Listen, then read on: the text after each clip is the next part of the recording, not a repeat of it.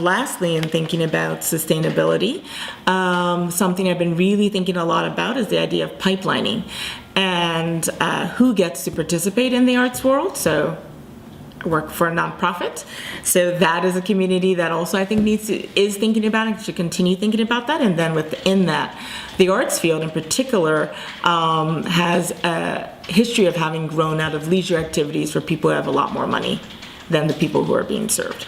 So just historically, there are cultural things in place around that. That means that it is an underpaid field and a field where we don't always recognize how much we need to invest in one another to move people forward. I'm a person of color. I have never worked for free. I work for cheap, not free. But it was never one of the possibilities. And I'm really, the idea of mentoring and how we sustain people and how particularly what it means to encourage, nurture, and sustain people of color to be able to do this work.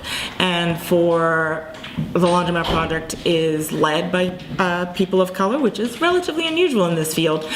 And I want that to be something that doesn't feel so unusual and that actually is a part of the larger conversation. And I'm working in this community-based way, but I've actually worked for an arts foundation and I've worked for a major arts institution, all of whom have very different tracking systems and ways of getting in the door and who gets to be there and how you get to be there and how you're invested in so that we can sustain a field that looks like the people who are being served and that looks like what America looks like now and will continue to only get more diverse as the decades go by, and we have to have a field that looks like that. So that also kind of ties into issues of sustainability to me.